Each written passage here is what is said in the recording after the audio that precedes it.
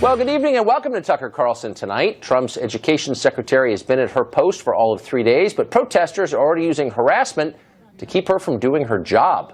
We'll find out what's setting them off. Plus, we'll talk to a professor with a novel idea for fixing poverty in this country: give everyone a government job. But first, last week at NYU, rioters shut down a planned speech by Vice co-founder Gavin McInnes. Now, one student there is saying the speech's organizers ought to be punished for this provocation. In a piece written for Washington Square News, that's NYU's student newspaper, grad student Kuras Esmaili says the college Republicans ought to be kicked off campus for inviting McInnes to speak there. McInnes's beliefs, he says, quote, are beyond our sense of democratic values and debate, and therefore ought to be suppressed. Kuras Esmaili joins us tonight from New York. Mr. Esmaili, thanks a lot for coming on. Thank you, Tucker, for having me. So, because this is kind of the crux of your argument, I want you to be a little more specific for us, if you could. You said that McInnes's point of view is, and I'm quote, beyond our sense of democratic values. What democratic values specifically are you referring to? First of all, Tucker, I want to thank you very much for having me on. The reason I accepted to come on here is because what I wrote was actually altered and suppressed by the student paper, and I wrote them and they never wrote me back, but it really gave me a sense that I really need to have somewhere to where I can actually say what I believe rather than well, good. an editorial that actually decides to tell me, change my words. So I really appreciate the fact that you have me on and you're allowing me to sort of say it from my perspective. We always do. And I did some research on you today, and I really understand that you're a free speech fundamentalist. You believe free speech should be open and it should not be curbed at any point. Am I right about that? I'm an American, but I'm trying to get to the core of your argument, which is... See, my argument was suppressed, so I want to sort of like be able to sort of say tell us, okay, then let's just make this really simple for our viewers who don't know the backstory here. Your op-ed that you wrote for this paper appears to suggest the Republicans at NYU should be sanctioned in some way for daring to have Gavin McInnes on campus, and your justification for that is that his views are so beyond the pale, beyond, as you put it, our democratic values, that we shouldn't be allowed to hear them. See, Tucker, what I really don't want you to do is do what the student paper at NYU did, which is put words in my mouth and change my words. Let me sort of tell my own story. Is that okay? Yes, with haste. So what I'm trying to, one of the sentences that was actually taken out, which made me very angry, was the question: does the university, is it obliged to protect the speech of someone who comes on campus and advocates and recruits for Al-Qaeda? Okay. What do you think about that? I don't know that is at question here. We're talking about Gavin McInnes. It's exactly the question that I want to raise, which was suppressed. So I'm bringing that question. Another question that was altered is the question: should the university protect someone who comes on campus and advocates vigilante violence against police officers who've killed civilians and have not been indicted? Is that protected? Should that be protected on campus? That was, I mean, look. That was suppressed on, by those editors. And I want a place where I can sort of have this conversation.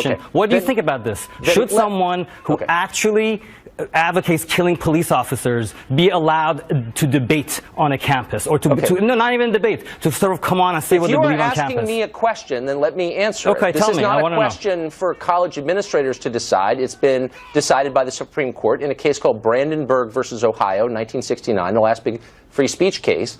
And the upshot of it is that advocating violence is indeed protected speech. And of course, politicians do it all the time. We ought to bomb this country or bomb that country. Advocating violence, that's protected by the First Amendment. What is not protected is inciting violence, imminent violence, destruction, or mayhem. I cannot say, go smash the windows of that liquor store. So here's my point.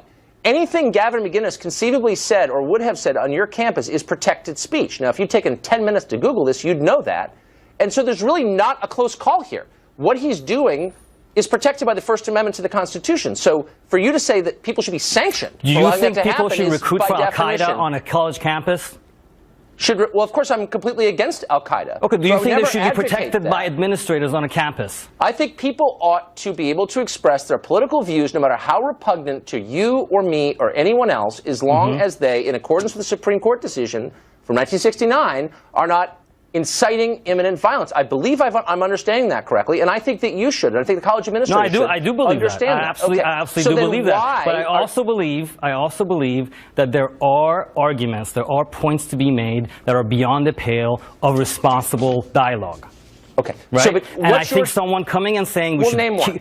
I just did two, both of which were suppressed, that were not allowed to be discussed in that newspaper, and which you have not really answered my question either. My stand is this. Okay, that we do not live in a society in which any speech should or is guaranteed. Okay, so. And I also believe, I was sitting on a subway on the way here, right? And I was sitting on a subway in New York City, and I invite all your listeners to come to and sit in the subway station in New York City, where you sit with a cross-section of humanity that is amazing. And I was wondering, and you know what quote came to my mind? Right? We believe, right, that all men are created equal. This is a founding You're starting to lose me. You're starting to lose me here, Mr. Ismaili. Let me get to it. We believe that all men are created equal. When someone likens people of color to monkeys, that resonates for some people to be beyond the pale of acceptable American values, right? Because if our country is based on the idea that we're all equal, then you cannot, right, have an argument about whether some people are below human. That to me is not something that really belongs in a debate on a campus. You don't like it, and I don't either, and I think that's an awful sentiment, and I would never defend it. And yet both of us are bound as Americans to defend the right of people to express views that we disagree with, even if we consider them repugnant or wrong. If they are short of inciting imminent violence, we have to say, I disagree with you, here's the counter case, here's why you're wrong, here's why you shouldn't say things like that. But we cannot prevent people from expressing what they believe. That is the essence of our democratic values, the ones you appealed to, and you don't seem to understand that. So you would stand up for someone who actually wants to recruit for an organization that has said they want to hurt the United States. You would stand up for the right of that person to speak on a college campus. College campuses are not American society. College campuses are specific places where people are debating and talking to each other. They're debating, except when they disagree with you, in which case you write them out of the protection by saying they're somehow beyond the pale. Now, I'm asked you clearly, what about Gavin McInnes's positions is so far outside the mainstream that it doesn't fall under the First Amendment? Calling an African American a monkey, that should be on the outside of a sane debate. Okay. All right. I'm not saying and the point is that if someone like that, the point that I made in the editorial is the Republican students need to bring conservative ideas onto campus. We need to know why there should be the deregulation of Wall Street. We need to have a discussion about why there should be deregulation of environmental regulations. Are you a conservative? Why is it up to you to define what conservative ideas are? I believe in real discussion. But only within your terms. But the Republican students, instead of bringing that question on campus, they bring someone outside of the pale of any rational discussion who calls an African American a monkey. Okay, that's what the Republican students bring on campus. Hold on, wait, stop. I don't want to get into a defense of a specific writer's writings, but I would actually challenge you to cite chapter and verse on that. I don't believe he actually said that. If he did, obviously I find that repugnant. There's a link. I put the link where I got that information. There is a link. I mean, listen, you're asking me for chapter and verse. Is a link to him speaking where he likens an actress, a black American actress, to a monkey. Well, there's literally no chance I would defend something like that. But the point is, I would defend the right of anybody to say something I disagree with, and you ought to too, and especially as a college student, and I think you're still a college student. I'm a graduate student, and I actually You're teach. a graduate student, you teach, then you're in a world that was created specifically to protect people who have non-mainstream opinions. But that space does not protect everybody. Let's be clear about that. Apparently it doesn't. It doesn't protect people you disagree with. Does it protect people who advocate killing cops? Do you think that will go well? If someone wanted to go and speak on a college campus, first of all, a tour that said that talked the time. Really? I really want to know. I really want to know where there's anybody. Have you been to a Black Lives Matter protest? Absolutely not. I support Black Lives Matter. I would never support Black Lives Matter if they advocated killing a police officer. Really? And they do not. I wish we had the tape. We've only played it like 5 That is a distortion. Okay, but right. So that doesn't have the point being that your la-la land of college campuses being open to everybody to say whatever they want doesn't exist because we have a criteria, right? Look. We believe for 200 years that all men are created equal. Well, let me finish this thought. Yeah. Okay. People who come out and say, no, some people aren't equal. Women are inferior when it comes to this. Blacks are inferior when it comes to that. Muslims are inferior because people who say that, they go against the grain of a lot of people who get very angry at that. Yeah, people get angry angry. That's right. And maybe they should get angry. And but that that's inflames. That inflames. That takes us outside of a rational discussion. Okay. Right? So when people Republican students, if they want to have a rational discussion on campus, they should have us talk about something that matters. Okay. Right? Not bring some Yahoo. Wait, stop, Mr. Ismaili. Can I ask you one last question? We're almost out of time. If I want to know what the new rules are, as created by you, the graduate student, what are the rules for, as you said, rational conversation? I don't pretend to create rules. So where can I go on the internet to find out what speech is protected and what speech isn't protected, according to you and your friends at NYU? Is there a website We don't that tells make me? rules. I don't pretend to make rules, you keep and I don't want to be in a position of being administrator of a college. I think it's a very difficult job. That's not what I want to do. Okay, but how do I know what the rules are? Administrators, right, are responsible for the safety of their students on campus. Right, and when someone comes and advocates for this idea, the racist ideas, right, it can hurt people, right? Okay, and so the example that I used in my op-ed that you bring up is 2 weeks ago, some guy walks into a mosque, kills 6 people, right? After he heard, and this is documented, after he heard the speech of a far-right politician. Right, so words actually have effect, right? So if I were to go to a rally and people said, I'm just pulling this out of thin air, pigs in a blanket fry like bacon, about police officers advocating the killing of cops. I mean, you would say that's unacceptable. That should not be allowed. Is that what you're saying? I'm saying if student group wants to have a discussion about police brutality or racism. If they were to use that phrase, pigs in a blanket fry like bacon. I'm not interested in the phrase. I'm not going to debate you over this phrase should be allowed or not. Because you have no principles. That's why. Because all the things you've been saying for the last 11 minutes are totally untrue. And I came here because I thought I would get the same respect from you. You just revealed who you are. Well, okay, thanks a lot for joining us. No, you shut it down. Well, if you've been awake at any point in the last 50 years, you know that American colleges are basically pretty liberal. But in the past 5 years or so, campuses seem to have been hit by a fever they haven't experienced since the 1960s.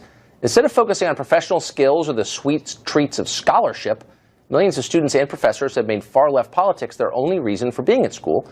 The result is this: everybody gets a safe space except white men. They are hated and despised. What is this about exactly? Scott Greer is the author of a new book that considers it. It's called No Campus for White Men, and he joins us in the studio. Scott, thanks for coming on. Thanks for having me, Tugger. So the hysteria level's rising. That's not my imagination. I went to college at one point. It wasn't like this. What's changed?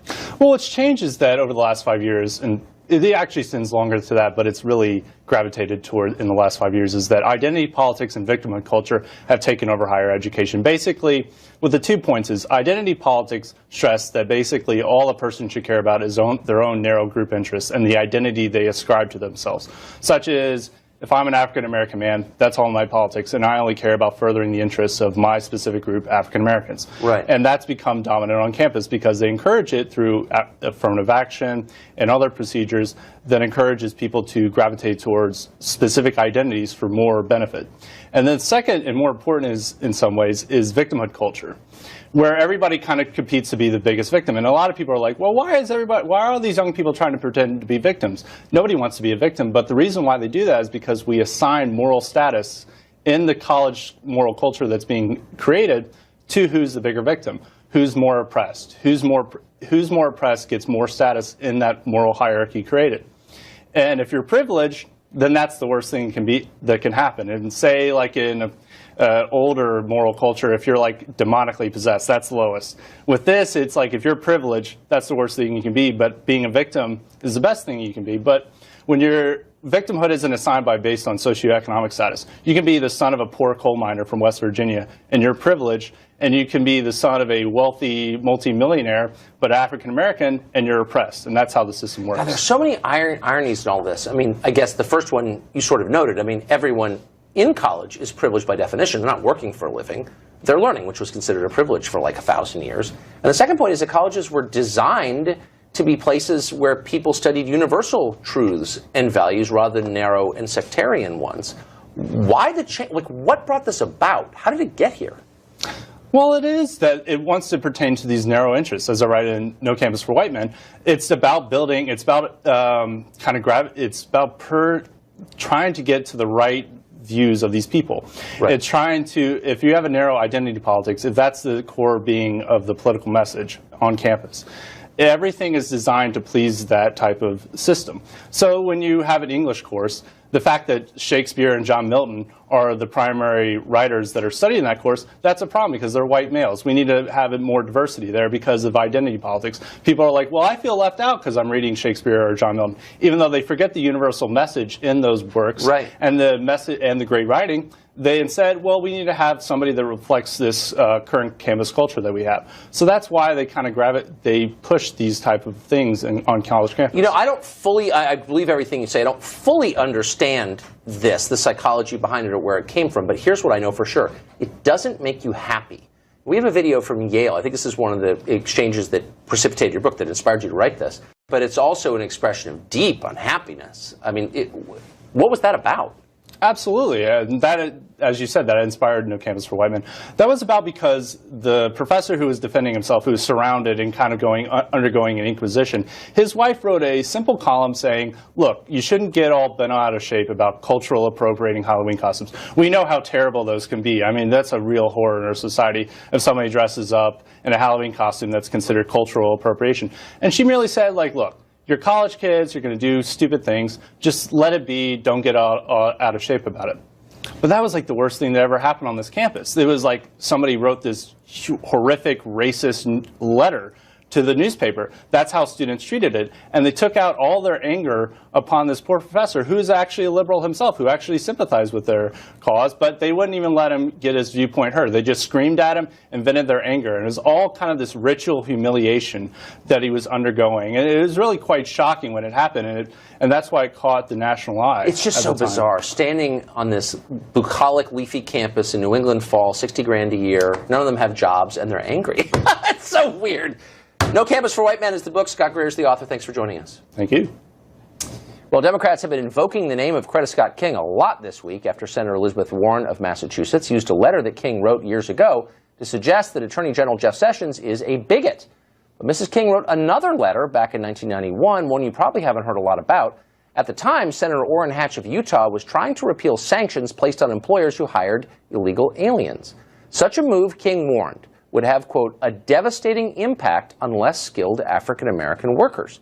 Mrs. King went on to say the presence of illegal aliens in the workplace would cause, quote, the revival of the pre-1965 discrimination against black and brown U.S. and documented workers in favor of cheap labor, the undocumented workers. Truer words were never spoken or more prescient, but somehow no Democrat has been racing to read that letter. Well, the ACLU, the American Federation of Teachers, and other enthusiastic defenders of legal abortion have denounced Betsy DeVos, the new Secretary of Education, as, ironically, harmful to the nation's children. One of the most common criticisms of DeVos is that she has no familiarity with public schools. And that did not improve today, as a mass of protesters prevented her from visiting a public school here in Washington and possibly assaulted her. What has made these protesters so mad that they'll attack DeVos on her third day? Joined now by Douglas Harris. He's an economics professor at Tulane University in New Orleans. Professor Harris, thanks a lot for coming on. What do you make of that? Tucker, thanks for having me back. Well, I think the incident today was unfortunate, and I don't think really represents most of the protests. Certainly there's been a lot of opposition to her, but I think most of it's been pretty peaceful, and I think most of it will continue to be. But I do think it's worth thinking about where it's coming from, why the opposition has been so strong, and why the Senate Democrats went to such lengths to try to stop her. My own take on it from the beginning has been that it is about her ideas, and the idea that a free market in schooling is the best thing for students in the long term. Right. I think that's my take on it. I think the reasons why the opposition have been so strong, I think, are a lot broader than that. I think if you wanted to come up with a resume of things that you probably don't want to see in a Secretary of Education, that's kind of what her resume looks like: the conflicts of interest, the lack of experience in schools, the comments about public schooling as being a dead end. Not having the experience, and then having educators who take their jobs very seriously. They're very passionate about their jobs. I think that's one thing you can see from the last couple of weeks. And then to have somebody with that resume come in and be deemed the education leader for the country is tough on folks. Right. Well, they're too passionate about the jobs. Saving their jobs is their main concern in a lot of cases. I sent a child to public school here in D.C., and I can tell you that some of the teachers put as their primary interest saving their jobs rather than educating the kids. But look, you can have a fair debate. You and I have had a fair debate, and an interesting one, and I agreed with some of the things you said about the ideas that Betsy DeVos has about reforming education. But to attack her personally and to say she doesn't care about kids, doesn't care about schools, when she spent like $20 million just to be nice, just not on her own kids, but on other people's kids. Right. And actually, the school that she and her husband have funded in West Michigan has had great results. I mean, I think by any standard, it's kind of worked. Doesn't mean it's applicable to all schools. But it does mean people ought to give her the benefit of the doubt personally, shouldn't they? Well, I do think she cares, and I think the reform movement often kind of goes off in these different directions on both sides of people saying they don't care. So on the one side, saying that teachers are just out to keep their jobs. You know, the teachers care about their jobs, yes, but they care about kids. And I think at the other side, I think Betsy DeVos cares about kids. I think that she has their interest in mind. I think we just have very different views about what's in their interest. And I don't think she's looked carefully at the evidence and really looks at it that way to see whether things are working or not. She has a very strong idea of what she wants to do, and she's going to pursue that seemingly against the evidence. It just seems like in a normal world, people, including teachers, would look at the test results in Washington, D.C., which is where this happened today, and say, this is so outrageous. I mean, I've got the numbers here. You're familiar with them. 12% of D.C. public school students can pass the math standards. 12%. Why aren't they having protests against that? I mean, that really is hurting people, way more than Betsy DeVos could even devise to hurt somebody. But there are no protests about that. Why?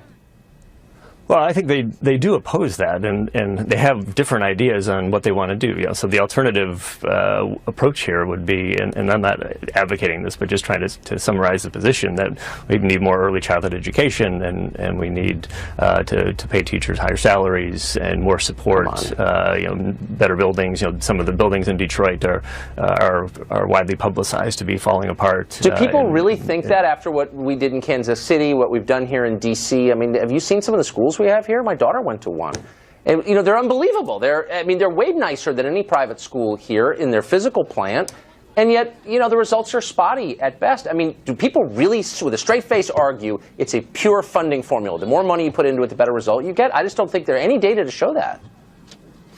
No, I don't think that's what the data show either, but I think there certainly are places where money is an issue, and a lot of what's going on isn't just about the schools either, right? So we have to remember that a lot of the low performance that we're seeing, a lot of that starts and exists when students start the first day of kindergarten, and the schools are trying to catch up from that. So it's not just about the schools, and this is why I think people point to early childhood education as a potential solution, so that they're not so far behind. So I do think that one in particular is a good idea. Do I think that money alone is going to solve this problem within the existing system?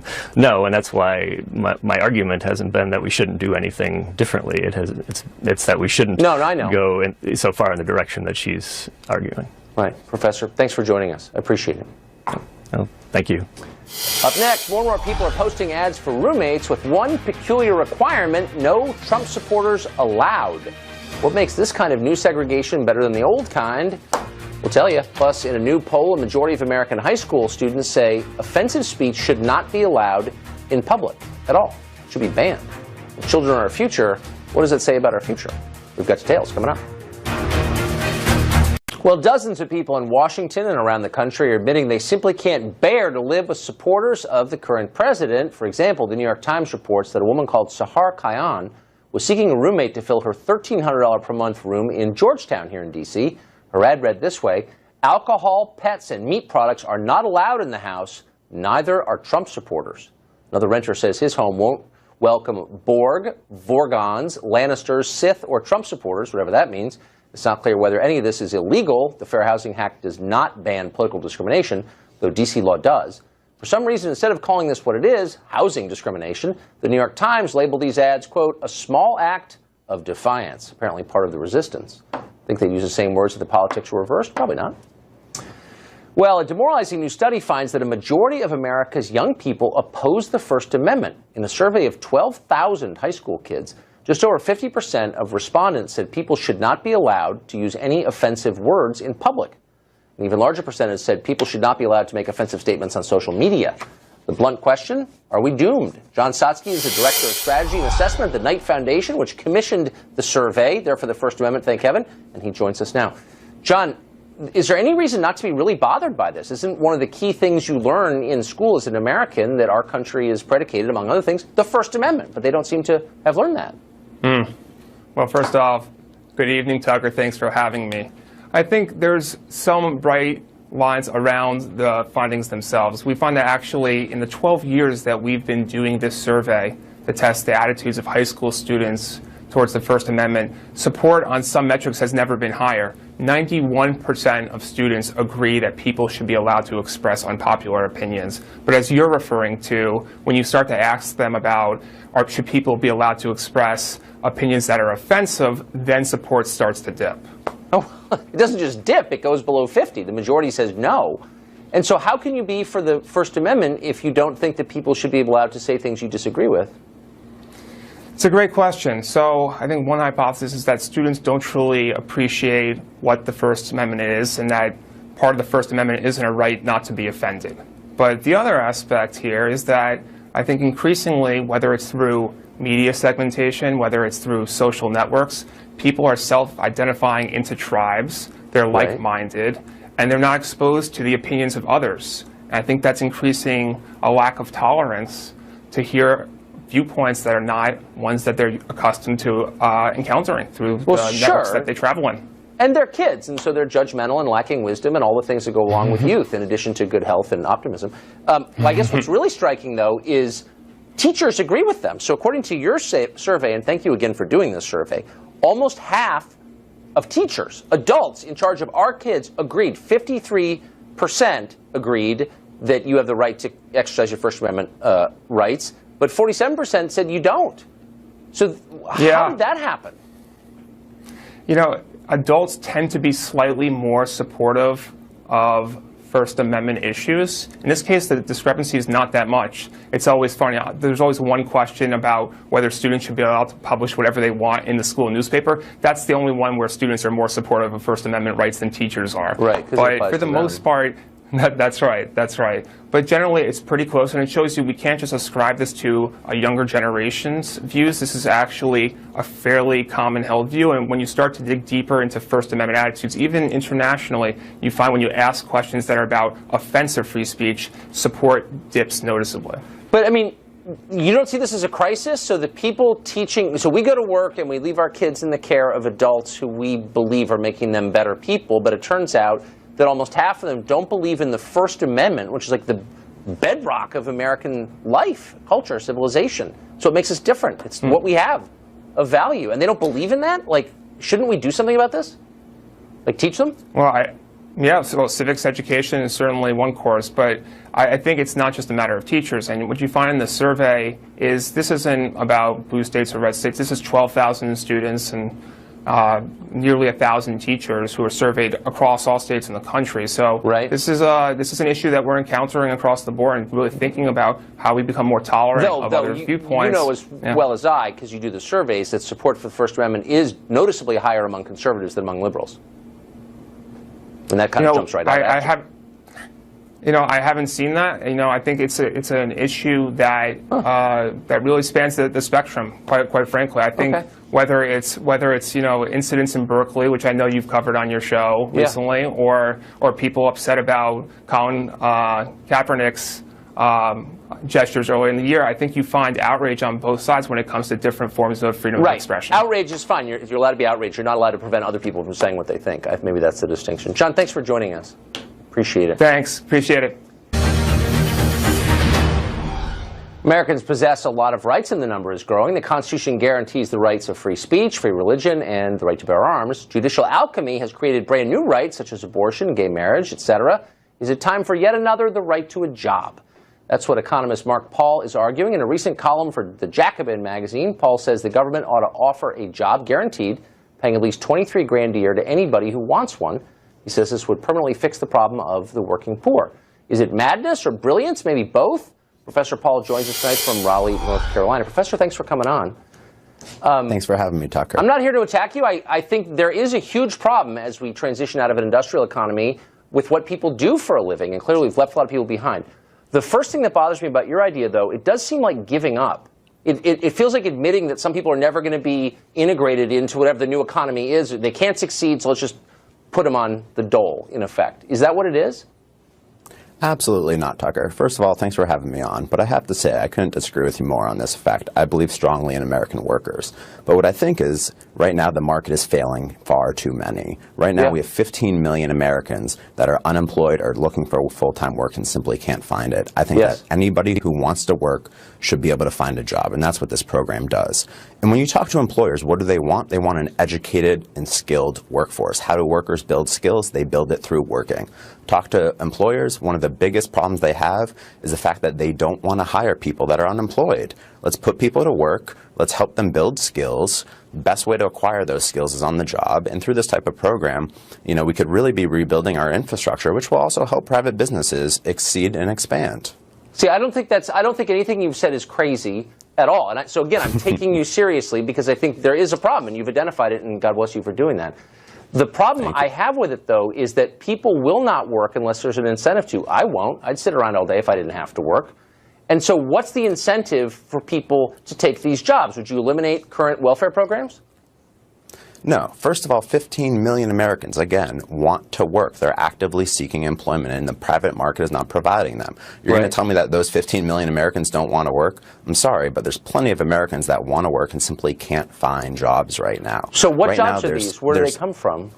Hold on a second there. Right now, there are 4 job openings for every 10 workers seeking employment. There's simply not enough jobs for these workers. So it's not about people not wanting to work. It's about the market not providing adequate employment for these workers. This program will do that. So now you asked me about the types of jobs. Plenty of types of jobs. I mean, Americans walk outside of their front door every day and see plenty of things that we could be investing in as a society. Building schools, building roads, creating high-speed rail. Right now, we're living in a 20th century economy. We need to update. President Trump has been continuously talking about being the jobs president. He wants to rebuild America's infrastructure. You know what? I would like to, too, and this type of program could provide the labor for that type of program. Right, but you've got to get immigration under control, because $23,000 a year is higher than the per capita income of over 150 countries, including the biggest countries, China, Brazil, Russia, India, Mexico, which is right there. If you don't shut the borders, you would have a massive influx of people coming here to take advantage of a guaranteed $23,000 a year, obviously. What would you do about that? No, right now we're talking about providing jobs to citizens. In some ways, there's shortcomings with that, but right now this is a program to put Americans back to work. We already see legislation that's been put forth that is similar to my idea by Congressman Conyers. And the legislation applies to American citizens that are seeking a job. There are 15 million of them that would like to work, and I would like to put them to work. This type of program can do that. And when you're talking about what types of jobs these are, again, we could be investing in human skills too. Let's talk about things like universal child care.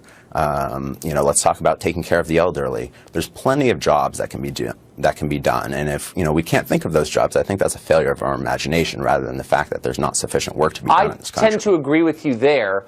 I guess my last sort of skeptical instinct comes from the fact that I'm around government workers all the time. My dad was one. Some of them are great, but some of them treat their jobs like they're a joke. Go to the DMV. That's a real thing. You go there, you know that. They don't take their jobs seriously. And so why wouldn't these 15 million workers in new government jobs have the same attitude? I think that people genuinely want to work. There's a tremendous amount of dignity to work, and that these individuals, if given an opportunity, I'm a firm believer that folks will want to work, will do a good job, will be productive members of our society. We simply want these people to contribute to our society. They want to contribute. We want to let them contribute. All right. But right now, they're not given a fair shot at doing that, and this program can I give agree them with just your that. aim. We're out of time. Professor, thank you. Well, if you saw that mob of violent young leftists setting fires outside of UC Berkeley last week, the obvious question may have occurred to you. What's going to happen to these people when they grow up? Will they embrace reality and responsibility and the bourgeois values that produce stable, happy societies? Well, as it happens, our Fred and Rod Dreher at the American Conservative received a letter recently from a reader who is pondering that very thing. Her conclusion? Don't bet on it. Her name is Annie, and here's part of what she wrote. Quote, "The power of the meritocratic society gives our untitled aristocrats a belief in the rightness of their rule through the power of resume and college credentialing. They can jet to Southeast Asia for a semester, volunteer in South America for a year, travel to Turkey twice in a year, and never think at all about their carbon footprint. They dine out more than any generation ever has, but they vote the right way and never think about warehouses or trucking lines. They're the children of neoliberal boomers, and they stand to inherit their parents' and grandparents' wealth and power. They criticize the faces of that power while embracing the underlying premises. It's an enormous mistake to think they're going to grow up and accept things. I know too many of them. They are the Obama bureaucrats still in their jobs, the lawyers in California mid-level institutions, the doctors, the foreign correspondents.